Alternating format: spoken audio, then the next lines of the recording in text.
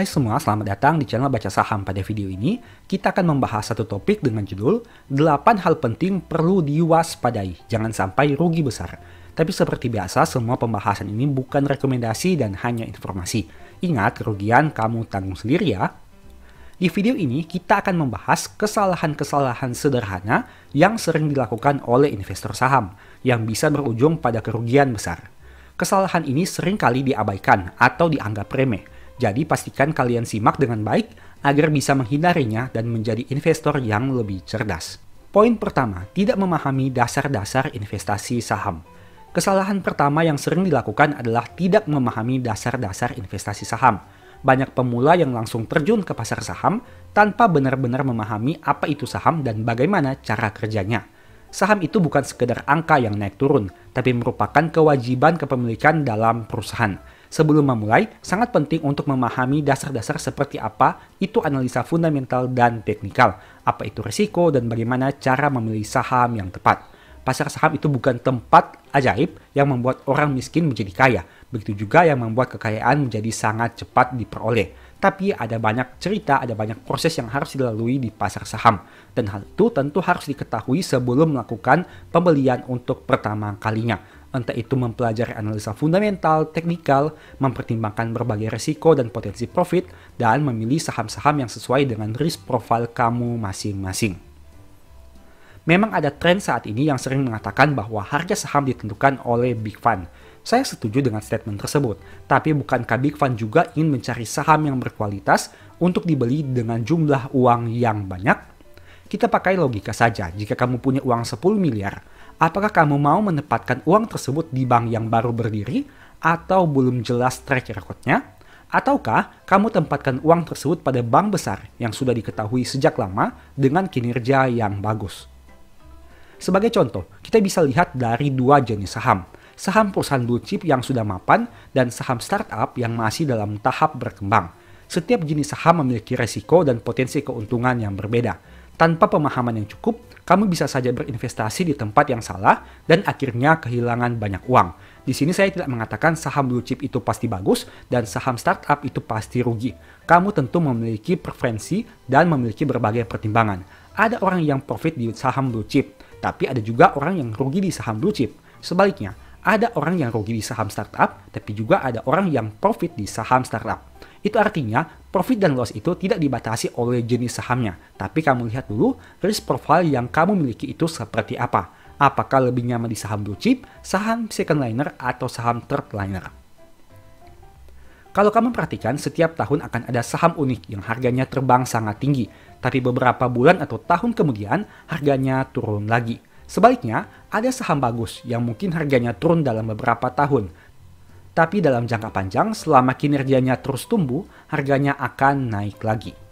Poin kedua, terlalu terpengaruh oleh emosi dan tren pasar. Kesalahan kedua adalah terlalu terpengaruh oleh emosi dan tren pasar. Ini adalah masalah besar, terutama bagi investor pemula. Ketika pasar saham sedang naik, banyak orang yang terburu-buru membeli saham tanpa analisa yang jelas hanya karena takut ketinggalan atau istilah kerennya FOMO, Fear of Missing Out.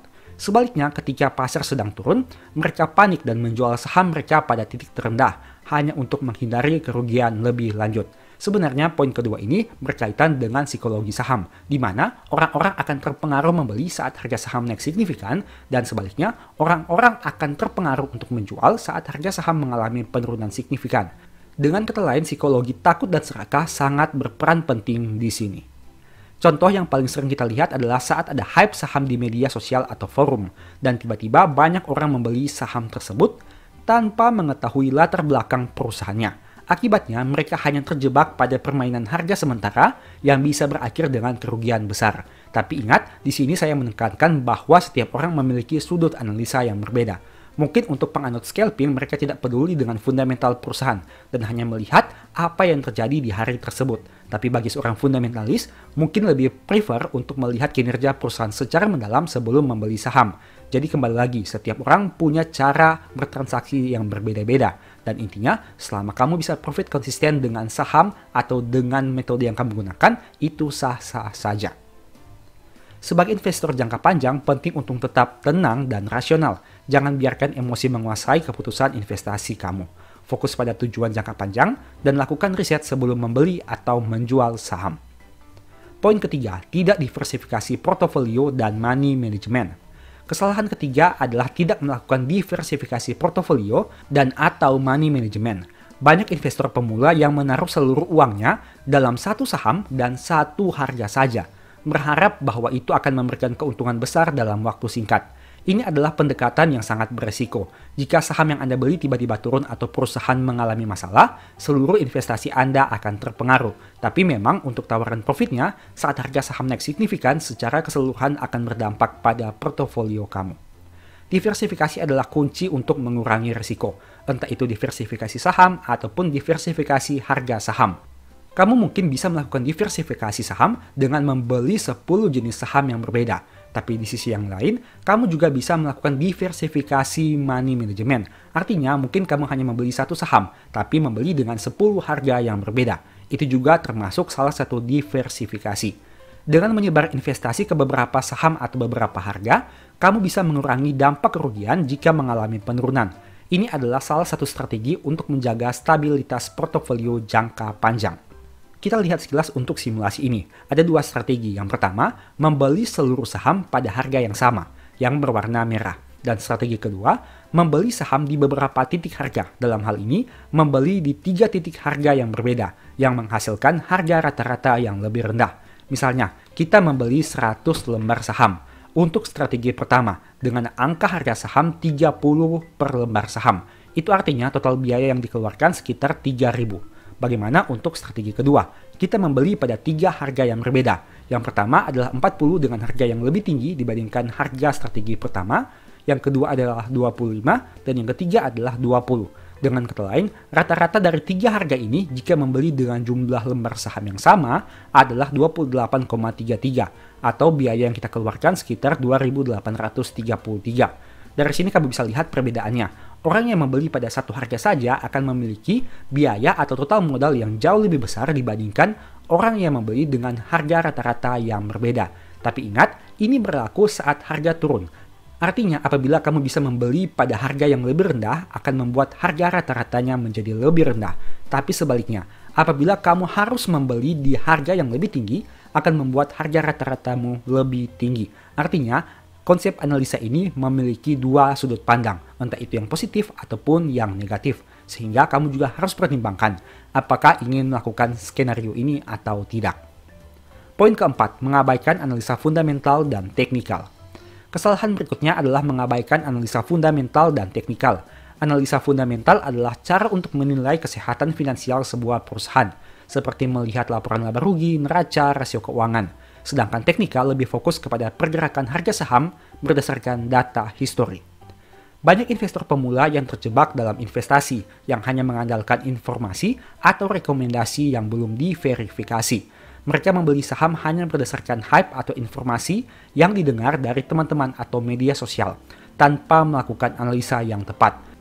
Padahal analisa fundamental dan teknikal adalah alat utama yang bisa membantu kamu membuat keputusan yang lebih baik dalam berinvestasi. Saya sering mengatakan bahwa tidak peduli cara analisamu seperti apa, selama bisa hasilkan profit konsisten itu sah-sah saja. Artinya setiap keputusan yang diambil, entah itu fundamental, teknikal, bandarmologi, dan lain-lain, semuanya harus mempunyai dasar. Karena itulah yang menjadi alasan kenapa kamu bisa profit dan kenapa kamu bisa rugi. Poin kelima, tidak memiliki rencana investasi yang jelas. Kesalahan besar berikutnya adalah tidak memiliki rencana investasi yang jelas. Banyak investor pemula yang memulai investasi saham tanpa tujuan yang jelas. Apakah tujuan kamu untuk mendapatkan pendapatan pasif dari dividen, ataukah untuk pertumbuhan modal jangka panjang? Jika kamu tidak tahu tujuanmu, bisa-bisa kamu malah salah mengambil keputusan, seperti menjual saham terlalu cepat atau membeli saham yang tidak cocok dengan profil risiko kamu. Misal, apabila kamu ingin mendapatkan pendapatan pasif dari dividen, tentu kamu harus mencari saham yang memberikan dividen. Tentu akan menjadi aneh jika kamu mencari saham yang memiliki potensi capital gain tinggi, tapi dividennya 0 dalam 10 tahun terakhir. Begitu juga sebaliknya untuk kamu yang memiliki orientasi dari capital gain. Jadi penting sekali untuk menetapkan tujuan yang jelas sebelum mulai berinvestasi. Apakah itu untuk dana pensiun, pendidikan anak, atau sekedar mencari penghasilan tambahan. Selain itu, buat strategi investasi yang sesuai dengan tujuan tersebut, serta pastikan kamu menilai kembali tujuan dan strategi secara berkala. Ini merupakan salah satu contohnya.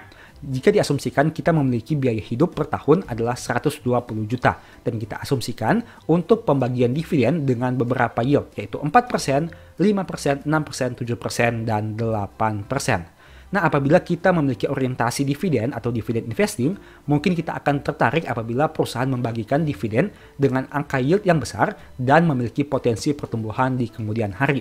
Artinya jumlah investasi yang kita butuhkan akan menjadi semakin kecil. Karena yield yang kecil membuat modal semakin besar dan yield yang besar membuat modal semakin kecil. Kamu bisa lihat di sini, untuk memperoleh jumlah dividen yang sama yaitu 120 juta per tahun, apabila memiliki yield 4% kita butuh modal 3 miliar. Tapi apabila perusahaan itu memiliki yield 8%, kita hanya butuh modal 1,5 miliar untuk mendapatkan 120 juta yang sama. Artinya modal yang dikeluarkan menjadi lebih rendah, bisa dikatakan lebih rendah 50% dibandingkan modal awal saat membeli saham yang membagi dividen dengan yield hanya 4% saja. Bagaimana dari aspek capital gain-nya? Kamu bisa lihat juga di sini. Untuk capital gain tentu mungkin akan lebih fluktuatif dibandingkan dividen, karena kita tidak tahu ke depannya apakah harga saham akan naik atau turun. Tapi jika kamu melihat di sini, misalkan dengan dana awal 1 juta rupiah, dengan profit 10% per tahun, maka nilai portofolio akhir akan menjadi 1.100.000, di mana 1 juta modal awal dan 100.000 profit dari 10%. Di tahun kedua, angka 1.100.000 ini dijadikan modal awalnya. Dan apabila memperoleh profit 8%, berarti akan menjadi 1.188.000. Nah, modal awal ini juga akan dijadikan angka di tahun ketiga. Tapi sayangnya di tahun ketiga kamu menghasilkan kerugian sebesar 5%. Artinya modal kamu akan berkurang menjadi 1.128.600. Begitu seterusnya hingga tahun kelima. Dari data ini kamu bisa lihat, kamu harus mempertimbangkan dan menentukan kamu orientasinya kemana. Apakah ke dividen, seperti contoh pertama tadi, di mana lebih mengharapkan pendapatan yang cenderung lebih stabil setiap tahunnya, meskipun tentu kita tahu bahwa angka dividen ini ditentukan oleh RUPS, artinya tidak bisa dikatakan stabil 100%. Tapi setidaknya angkanya mungkin akan cenderung relatif lebih stabil dibandingkan capital gain yang memiliki angka yang tidak bisa ditentukan di masa depan seperti apa. Karena tergantung kondisi pasar saham dan pemilihan sahamnya juga. Nah, sebagai informasi apabila kamu tertarik untuk mempelajari bagaimana cara untuk hidup dari saham, saya sudah banyak membahas beberapa poin penting di ebook Stock for Living. Dan apabila kamu ingin tertarik mempelajarinya, silakan lakukan pembelian ebook ini di nomor di akhir atau di awal video ini. Poin ke-6, terlalu sering trading atau speculating. Kesalahan berikutnya adalah terlalu sering trading atau berspekulasi. Banyak investor pemula yang berpikir bahwa mereka bisa menghasilkan uang cepat dengan membeli dan menjual saham dalam jangka waktu yang singkat. Mereka seringkali tidak menyadari bahwa biaya transaksi dan pajak bisa mengerus keuntungan mereka. Di samping itu, pasar saham yang volatile juga bisa membuat keputusan yang diambil dalam jangka pendek menjadi sangat berisiko. Ingat, apabila kamu memperoleh keuntungan 1%, keuntungan 1% itu masih bersifat gross.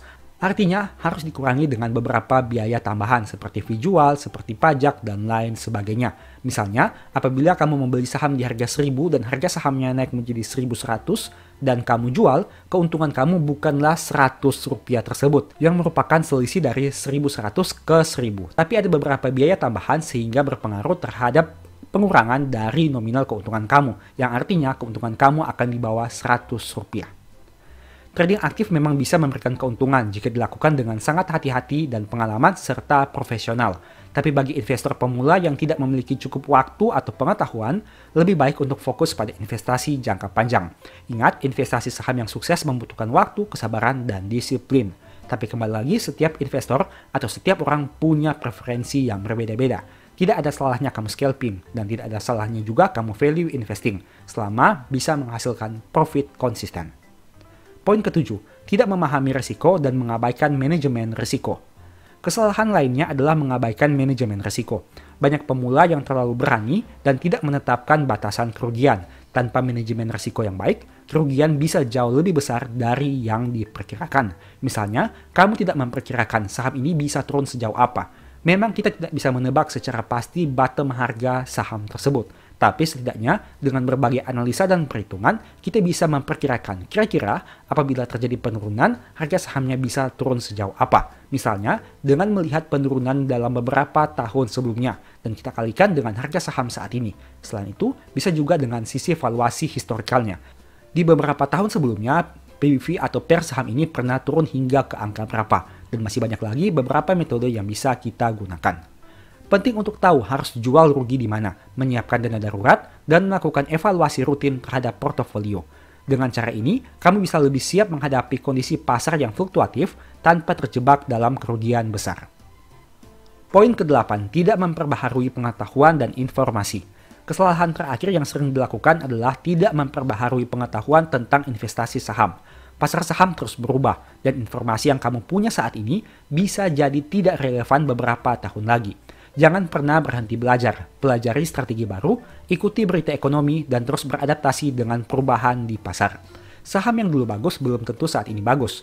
Saham yang saat ini bagus belum tentu di masa depan bagus.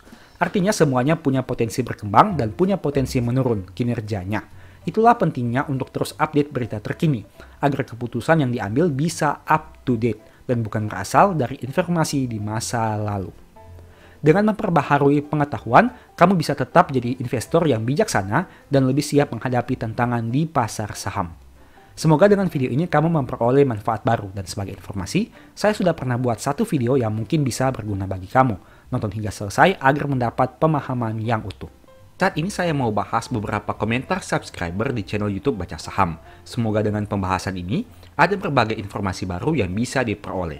Tanpa basa-basi lagi, mari langsung kita bahas saja. Komentar pertama, fokus ke banyaknya lot saham saja biar kalau sudah pensiun bisa menikmati dividen. Fokus dividen investing salah satunya adalah banyaknya lembar saham atau lot yang dimiliki. Karena meski saham bagi dividen besar, tapi kalau lembar saham yang kita punya sedikit, tetap saja yang diperoleh hanya recehan. Untuk itu penting bagi seorang dividen investor untuk memanfaatkan berbagai peluang agar lembar saham semakin banyak, yaitu tambah beli saat harga turun signifikan, reinvest dividen yang diterima, cari perusahaan yang prospek labanya naik di masa depan, dan masih banyak lagi. Komentar kedua, bahas saham Dimas dong untuk tahun depan. Dimas masih mampu hasilkan laba yang cukup baik di tahun 2024 jika dianualisasikan sekitar 1.498.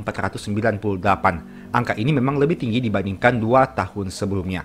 Tapi saya masih kurang tertarik dengan sektor usaha Dimas. Ditambah lagi PBV saham ini masih satu kali saat video ini dibuat, di mana angka ini lebih tinggi dibandingkan perusahaan sejenis di industri yang sama. Dengan rata-rata PBV mungkin memang 1,4, tapi dengan angka PBV satu kali artinya masih dijual dengan harga modalnya. Meski harga saham turun cukup dalam, tapi saya belum tertarik dengan saham ini. Komentar berikutnya, ITMG dong kak. ITMG labanya turun dalam beberapa tahun terakhir. Dari yang awalnya 18,7, turun menjadi 7,7 dan diproyeksikan di tahun 2024 menjadi 5,5 berdasarkan data kinerja hingga Q3 2024. Artinya potensi dividen di tahun 2025 berdasarkan tahun buku 2024 mungkin tidak bisa berharap besar karena dividen dibagikan berasal dari laba yang dicapai. PBV ITMG juga masih satu kali yang berarti masih dijual seharga modalnya. Kalau laba ITMG tumbuh, sebenarnya angka PBV satu kali ini sudah menarik. Tapi karena labanya turun, saya pribadi mungkin tertarik jika PBV ITMG turun seperti tahun 2020 atau tahun 2016 bahkan bisa lebih rendah lagi. Meskipun seperti yang kamu lihat ini, untuk valuasi PBV ITMG diperdagangkan di bawah rata-rata PBV dalam beberapa tahun terakhirnya. Komentar berikutnya, Astra atau Auto. Astra. Meski banyak yang mengatakan bahwa lebih menarik beli anak usaha dibandingkan induk usaha, tapi untuk kondisi Astra, saya pribadi lebih tertarik kepada induk usahanya. Astra punya banyak segmen usaha dari berbagai industri. Saat kondisi ekonomi sulit ditebak di tahun 2024, buktinya ASII mampu menghasilkan kinerja yang bagus dengan diversifikasi bisnisnya. Di sisi lain, harganya malah turun dan mungkin hal itu bisa dilihat sebagai peluang. Tapi ingat, setiap orang punya cara pandang yang berbeda. Silahkan lakukan analisa dulu, karena untung rugi kamu tanggung sendiri. Komentar berikutnya, yang paling oke sektor bank. Kalau ada penurunan buat tabungan, setelah semua kembali normal, baru cari sektor lain. Apalagi sekarang, sektor bank dividennya sedang bagus-bagusnya dengan harga sekarang. Saham Big Banks di tahun 2024 memang menghasilkan kinerja saham yang tidak menarik. Bahkan seperti BRI dan BNI, harganya turun signifikan. Dengan penurunan itu membuat dividen yield jadi lebih tinggi, dengan catatan perusahaan mampu hasilkan pertumbuhan laba, dan dividen payout rasionya setidaknya sama dengan tahun lalu. Artinya kalau kamu ingin beli saham bank, pastikan labanya tumbuh dan payout rasionya konsisten, jika mengincar dividen yang menarik. Komentar berikutnya, semoga BRI semakin turun saja sebelum bagi dividen final tahun depan. Semakin rendah harga saham, dividen yield potensi semakin besar. Tapi kembali lagi, tidak ada yang tahu bottom harga di angka berapa. Terus perketat money management dan akan lebih bagus jika punya recurring income dari usaha atau kerja untuk melakukan average down. Hal ini tidak hanya untuk saham BRI, tapi untuk semua saham yang menurut Anda bagus dan layak untuk dibeli karena harganya sedang turun signifikan. Komentar berikutnya, Pak, mohon analisa saham MBMA. Harganya nggak kemana-mana, bagaimana prospek ke depannya? Saya belum tertarik dengan MBMA karena masih tergolong saham baru, PBV cukup premium, dan belum kelihatan track recordnya di bursa. Komentar berikutnya, saya baru jadi investor, mau tanya, grafik PBV yang ditampilkan didapat dari aplikasi apa? Thanks admin.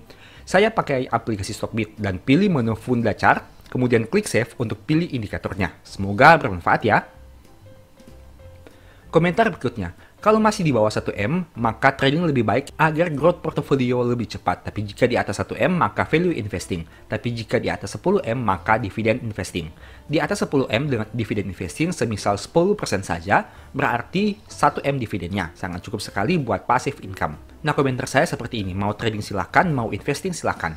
Apapun stylenya bebas saja, yang penting portofolio tumbuh. Tidak semua yang trading berhasil, begitu juga yang investing. Jadi pastikan kamu tahu apa yang dilakukan dan pertimbangkan resiko yang siap dihadapi.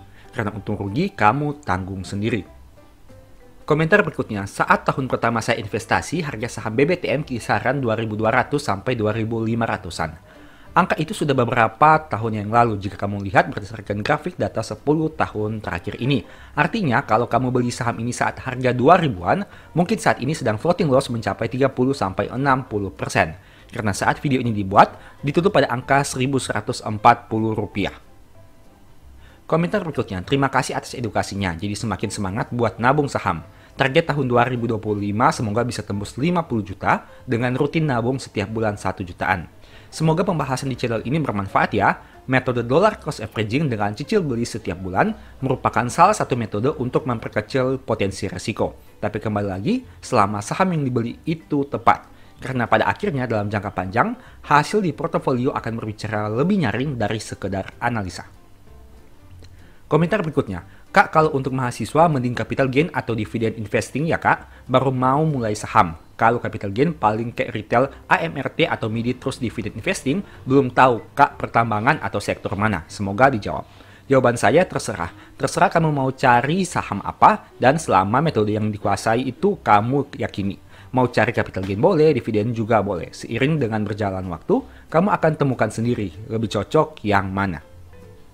Komentar berikutnya, hindari saham perbankan. Ingat 2025 adalah tahun pelaksanaan CKPN. Semua bank akan kena dampak. Ada yang menghindar, ada juga yang malah mendekat. Intinya, setiap orang punya cara pandang yang berbeda.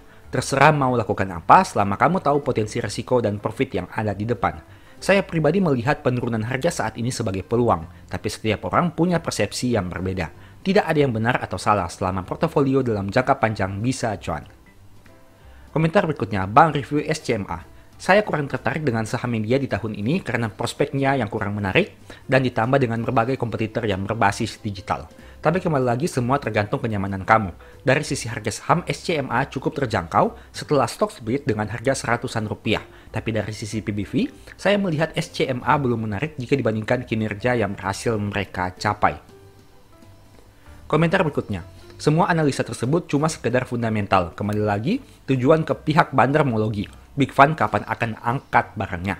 Mau sehebat apapun analisanya, mau sebaik apapun fundamentalnya, banner atau pemodal asing yang mengendalikan pasar. Setuju, dalam jangka pendek memang harga hanya ditentukan oleh supply and demand. Tidak peduli sebagus apa perusahaan, selama yang dijual lebih banyak, harga akan turun. Begitu juga sebaliknya. Tapi dalam jangka panjang, saya pribadi masih yakin kalau Big Fund juga akan beli saham yang bagus untuk mereka koleksi dibandingkan saham yang unik. Apalagi seperti namanya, mereka punya dana yang besar atau big fund, sehingga tentu ingin beli saham yang bagus juga kan? Komentar berikutnya, bagus bang bikin tiap bulan dividen investing ngeri-ngeri sedap untuk yang punya modal minim kayak saya. Tapi saya sangat tertarik untuk dividen investing di saham komoditas. Cuma masih butuh conviction dulu. Saya akan usahakan update setiap bulan tentang video yang membahas 12 saham besar yang rutin bagi dividen. Semoga tidak lupa dan bisa terus update. Tujuannya untuk melihat apakah jika beli 12 saham besar yang rutin bagi dividen itu sudah cukup atau belum untuk menghasilkan kinerja portofolio yang menarik dari sisi capital gain dan dividen. Komentar berikutnya, bahas GGRM Pak, bandingkan dengan HMSP dan jika memungkinkan, saham di luar sektornya seperti Bumi atau MNCN. Sektor rokok memang sedang diterpa berbagai sentimen negatif, sehingga orang-orang yang menghindari risiko mungkin akan menghindari sektor ini. Apalagi kinerja keuangannya juga tidak sebaik beberapa tahun sebelumnya, sehingga mungkin mempertimbangkan seberapa besar risiko yang siap dihadapi jika tetap memutuskan ingin membeli. Demikianlah pembahasan singkat pada video ini. Selalu ingat bahwa semua saham yang disebutkan bukan rekomendasi dan hanya bersifat edukasi serta informasi. Mohon juga agar dapat mengecek kembali data yang ditampilkan, karena bisa saja terjadi kesalahan pengetikan atau pengambilan data. Di video berikutnya ingin dibahas materi apa lagi? Tulis di kolom komentar ya. Sebagai informasi, berikut ini beberapa list ebook baca saham. Pertama, psikologi saham.